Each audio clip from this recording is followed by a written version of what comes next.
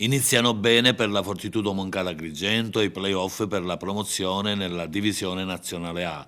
Franco Ciani, per la verità, non ha potuto disporre di Davide Pennisi perché in non perfette condizioni fisiche. Il coach però lo ha tenuto in panchina in caso di necessità. Per lui però si sono rimboccati le maniche Albano Chiarastello e Michele Giovanatto in 19 rimbalzi, di cui ben 16 in difesa e ben 34 punti che hanno messo a tacere la grintosa difesa dei ragazzi del presidente Giulio Russo. Si conclude con un +17 con Vincenzo Di Viccaro che manda nel cesto 2 volte da 3 punti, 83-66. Giovedì prossimo il ritorno al De Concilio di Agropoli. Mossi, grande trascinatore. Ma insomma è stato qualcun altro stasera a trascinarci.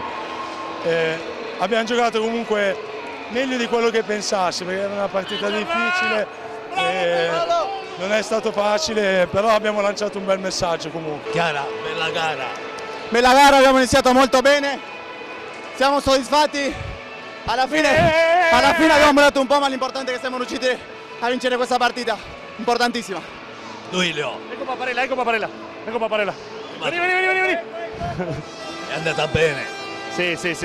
Sapevamo che era difficile, abbiamo puntato tanto sulla difesa, i primi 2 quarti siamo riusciti, il secondo un po' meno, però l'importante era vincere. Giovedì bisogna tornare. Sì, dobbiamo vincere là, così chiudiamo la serie e ci abbiamo un po' di riposo, perché sarà duro giocare tutto il playoff. Bocca al lupo. Grazie Crepi. Presidente Totò Moncada, la facciamo a lei la prima domanda. Padrone di casa, è una gara che ci ha mantenuti tutti un po' su di giri, ma alla fine la risposta è stata notevole. Intanto il padrone di casa è il coach, io sono l'ospite. No. Ma d'altronde playoff che ci immaginavamo che fosse ogni partita ha una sua storia, un suo impegno. Come ha detto il coach degli spogliatoi, non è pensabile che le partite dei playoff siano uguali a quelle di campionato, anche perché perdendo le 2 si è fuori, per cui bisogna essere perfettamente attenti e costanti. Abbiamo fatto i primi 20 minuti da playoff e i secondi 20 minuti da stagione regolare, forti probabilmente del vantaggio netto di gioco e di punteggio che avevamo all'intervallo. 37-21 è una partita da playoff, 46-45 è una partita di stagione regolare.